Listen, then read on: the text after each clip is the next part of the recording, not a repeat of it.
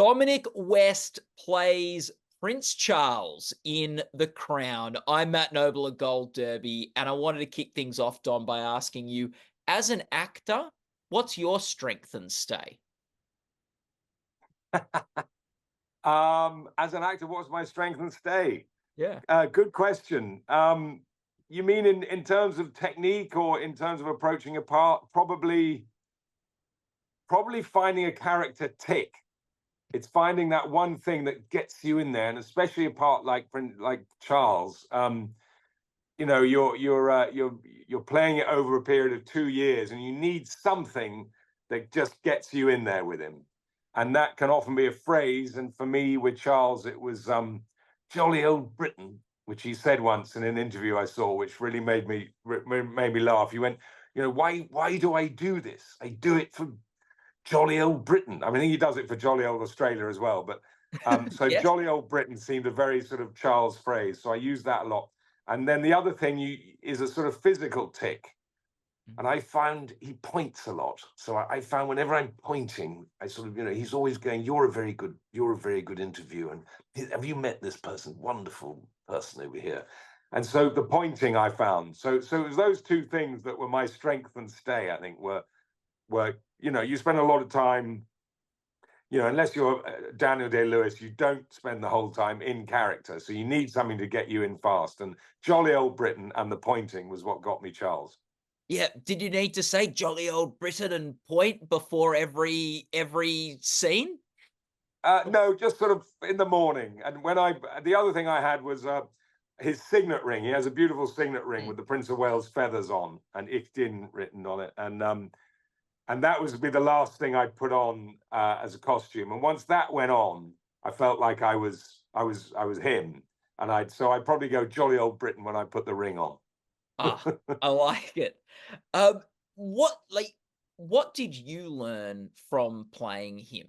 And it could be about Prince Charles, but it could also be what did you learn about yourself as an actor from going in his shoes? Um, well, I mean, it was interesting, this part, because I'm not really a natural choice for him. And Josh O'Connor had been so successful and done such a brilliant job earlier. So it's always a bit of you're on a losing wicket if you take over from someone who's been, that successful. And also, I don't really look like him, and I'm not physically like him. So I thought, I thought long and hard about doing this part, not least because I'm an admirer of the guy and I didn't want to add to his woes. But uh, the so I don't know what I learned about myself, but I suppose I learned with acting, you just got to go. Sometimes you just got to go with those parts that appeal to you, whether you think you can do them or not. I usually think there's got to be a germ there. There's got to be something in there where you relate to that character. And actually, there's quite a lot about Charles that I relate to. I find his views and his, particularly about the environment and things. I think most people would agree with. I certainly do. And the way I got his voice was listening to him narrating his book, which is called Harmony. And it's not a very well-known book, but it's a very good book. It's a sort of synthesis of the ideas he has about architecture and ecology and health and plants and it's all about harmony. And so I listened to him reading this book twice, 2 or 3 times, and that was how I got the voice. But in so doing, I realized that I do have quite a lot of. I agree with a lot. I admire a lot about him and a lot about his work, and I suppose. I'm rambling here, but I suppose what I learned is if someone intrigues you, if someone sets you thinking, then that's enough to spend 2 years with them. If they don't, if however much you might lack in physical appearance and all the rest of it. Yeah. I think like a really interesting you said you didn't want to add to Prince Charles's or to Charles's woe or King Charles now's woes. Is that like a challenge as an actor when you're approaching a role where you might have respect or admiration for who you're playing, but part of an actor is trying to find truth, and that truth will expose strengths and flaws Yeah, within a character, particularly like a the monarchy, which is very guarded about their flaws. yeah, yeah. Yeah, no, absolutely. But yes, you're totally right. And in this part more than any other, I've never really encountered it before, where you sort of think, is two things really. One, is the crown doing damage to a man who I admire, and whose work I admire, and whose work I've been slightly involved in with the Prince's Trust? Um, to which the answer, I think, is definitely no. And the second point is my admiration for this guy getting in the way of portraying him as truthfully as I can? And that was definitely the case. And Peter Morgan was quite vigilant with me about that, saying, because it naturally, as an actor, you root for your guy, you give him the benefit of the doubt, you want him to be, well, I do anyway, you want him to be presented in the best light. But Peter, Peter presented him in his, what I felt was true colors and fair colors, uh, and I had to get over my admiration for him in order to play those bits, because ultimately, uh, you're an actor with a job to do, and you'll want to bring out the truth of this guy. And I think the truth of this guy is he's a good man, and therefore you've got to see him in all his colors, really. Mm. And I think and sometimes it's through weakness we can see strength in people too. So Yeah, by yeah, I showing, think you're right. Yeah, yeah. yeah, And I think a really interesting thing I feel about Charles and what you brought to it was this real sense of, and even conflict or paradox of responsibility, where he often doesn't take responsibility for things, but he also takes on responsibilities in other areas of his life, and also he wants more responsibility too. And that's yeah. something that I just thought was an interesting thinking, or what does he want to be responsible for? What doesn't he want to be responsible for? Was that a theme that spoke to you in the role? Yeah, absolutely. Yes. Yeah, I think he it's such an odd life. It's such a weird job, in that you are a 50-something-year-old man, and you still have to ask your mother's permission to get to marry the woman you love. Yeah. Um, that you can't actually do anything without your mother's permission, that you have to bow to your mother whenever you see her, and you have your whole life since you were, a child. That is so unusual and bizarre, um, that it sort of colors everything else. And I think you're right that, um, a lot of his conflict, I suppose a lot of celebrities' conflict, but certainly for him, is he's desperately trying to do good in the world. He's Mm, set up all these charities and these foundations to do good in the world, and all people care about is the gossip, is the salacious personal life. mm. And I think that, that frustration that people like him have, but there's not many people like him. Um, is really a question of responsibility. What I have this great privilege, therefore I have this great responsibility. My motto is "Ich dien," I serve. Um, but all they want to know is, you know, do you talk to plants? What did you, were you responsible for your ex-wife's death? That sort of, Yeah. all the, tampon gate and all that.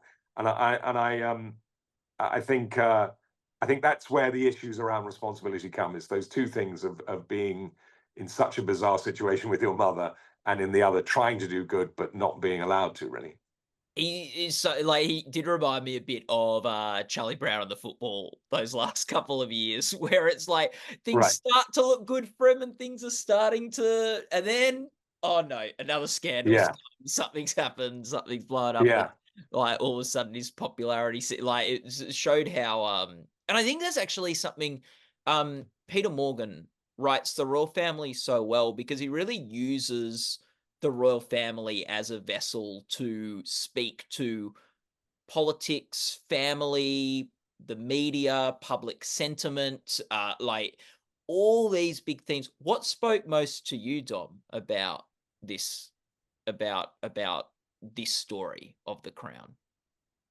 Well, I think part of this interesting what you just said, that the monarchy that your country and my share, Mm, it's not ideal. It's a weird way to be governed. It's sort of anachronistic. It's sort of out of date.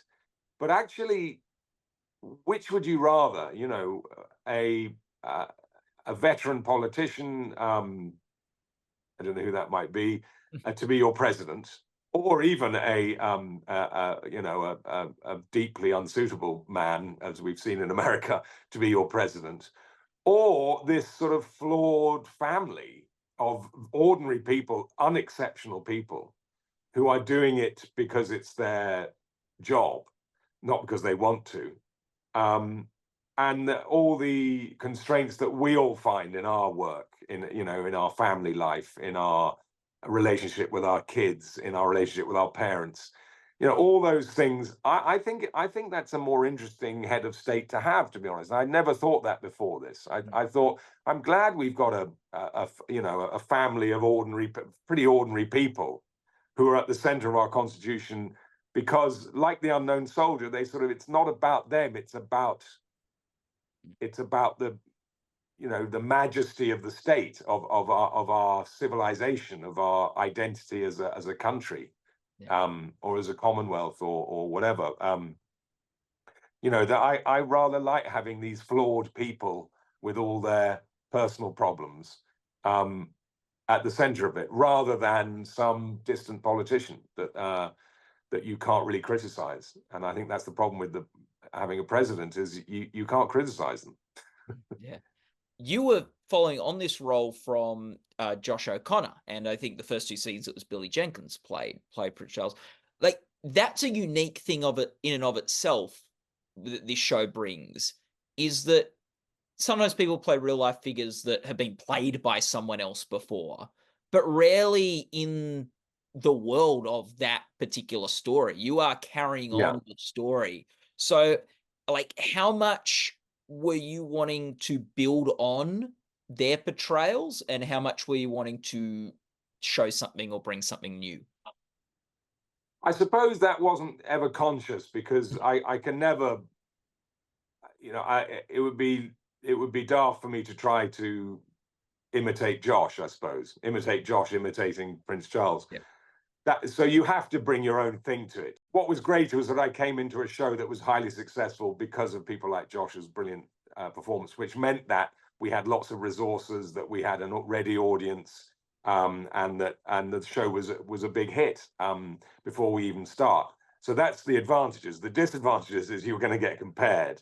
Mm. And Peter said to me, you know, people won't really take to you for a whole season. It takes about a season for the audience to get used to the new actors, and that's the hazard of that particular model. But the advantages of that model, which is that as an actor you're only in it for two years instead Mm. of 6 years, and that you can show people aging and different periods of their lives without having the same actor, I think heavily outweigh the disadvantages. Yeah. And I think like as a viewer, I'm watching it remembering scenes from other like, not comparing Yeah, it away, but I'm going, "Oh, I remember that wedding when, like, right. he said this to her," and, like, all Yeah, those sorts of things come back. yeah, What was in the final season of the show? Because you got to close out the series and finish it yeah. off. What was, um, maybe the highlight for you from that final season of The Crown? Well, I have to say, my last week, um, I got married to Olivia Williams playing Camilla Mm. in York Minster, this incredible cathedral in Yorkshire. We had a full orchestra, we had a full choir, we had 60 ornamental cherry trees, and 400 extras all bowing to us as we walked down the aisle, dressed in these beautiful clothes. That was a pretty big highlight. That was pretty cool. And then the next day we went to Rochester in Kent, and we drove in this beautiful Rolls Royce through the same 400 extras, all waving flags with our little faces on them, and a shop window with cakes and buns and plates with our faces on them. And that, you know, that's not something you get on most shows. That's a really big show, a big hit, that they can afford to do things like that. And I was the beneficiary of it, and I'll never forget it. That was amazing. And getting used to coming home and people not bowing to you is a really psychological. It's difficult Yeah. to take on psychologically, I can tell you. Yeah, you were all ready to rule the Commonwealth. You were like, got you in the got you. I was, yeah. I mean, I was getting used to that. You know, you can get used to these things. Yeah. Oh, I love it. Takes to that, like, sort of like that final episode and that scene with Imelda, where, or the queen, where you're asking her for that permission to marry Camilla. It's such a powerful scene, and it sort of feels like it's the culmination of a whole lot of themes that have built up, not from just not just your two seasons, but the whole show, or the, like, at least last 4 seasons of the show. Um, how do you approach that scene, and what did that mean? Um, yeah, God, hang on, I'm struggling to remember it, but he gets the phone call, doesn't he, and then runs out to propose immediately to Camilla, and Stephen Daldry, the director, was he had me run, he had me running through, I think, 3 different gardens in 3 Yeah. different locations. It was all meant to be one garden, running through the garden in this. I thought it was beautifully written, actually. It was because it was such a sort of passionate and human and scene. You know, we don't know what Charles did when he finally got permission to marry Camilla, but it's nice to think that he wept as he put the phone down and ran through the garden to find her. And Yeah. it was Olivia's idea that she'd be in the potting shed smoking and listening to Radio 4, Yeah. where he finds her, and then he gets on his knees and proposes. And I thought it was a wonderful romantic way to show that the relief, the intense relief, as you say, that we've been witness to for 6 seasons or 4 seasons anyway. Yeah. The intense relief of finally, in your middle age, being allowed to marry the person you want to marry, I felt very emotional. There wasn't much acting required. It was so beautifully written, and Yeah. I felt his relief very intensely. Yeah. Now, like, we sort of love television at Gold Derby and TV history, and for 5 seasons you played Jimmy McNulty on The Wire. Um, like, about 16 years later from finishing up that role, what stayed with you about that character and that performance? Well, I tell you this, someone comes up to me most days, still, 20 years later, and says, I love The Wire. Mm. And I think that's probably what stayed with me. I'm not sure how much of the character has, but pretty much every day, certainly when I'm in town or on the street, that someone will come up and say how much it meant to them. And that's an extraordinary gift for me, who had nothing to do with the writing of it, nothing to do with the creation of it, well, except acting in it. But I felt that, I feel like it's the gift that keeps on giving. That it was something that I regarded as a lucky break, and then I regarded as a bit of a chore, because I missed home. I wanted to go home and see my kids. But that has, in fact, that little 5-year job has been the gift that keeps on giving, and that people come up to me, and cool people. You know, you always know someone who's watched The Wire. They're cool. They're not, they're not annoying. Yeah. Some people who come up to you can be quite annoying, but Wire people never are. They're always intelligent, cool people, and they just come up and they say, um, you know, thanks for that. It meant a lot to them. I remember actually once I was with my daughter, who was pretty young at the time, about 10 or 11, and we were in New York, I think, and the coolest dude I've ever seen, black guy, came up to me in the street and went, "Man, you are so cool," like that, and walked off. And I I was so glad I had someone to witness it. My daughter, she looked at me like, "What? You're not cool. You're an idiot." He's cool.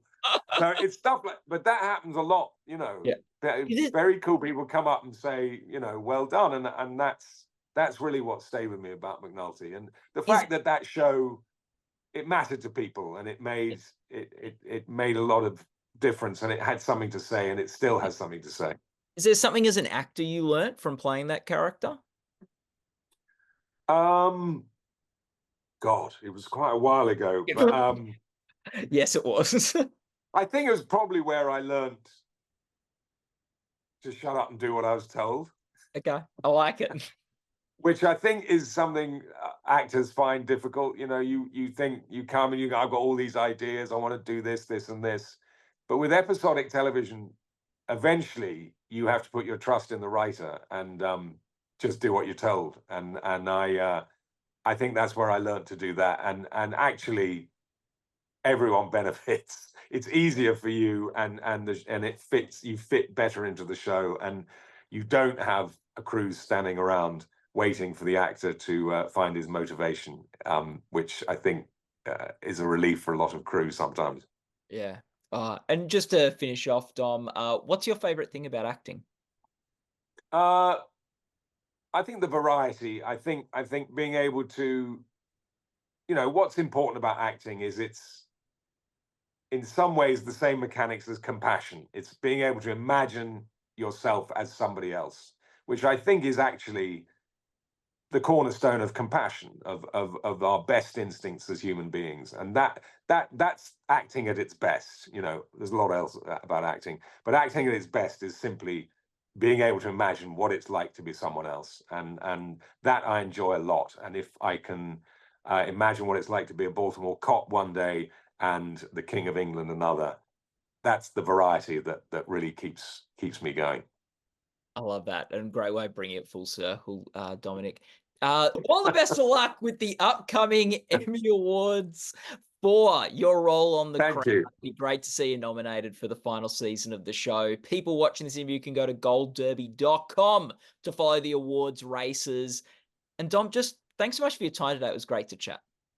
Thank you. Great to chat to you. All the best.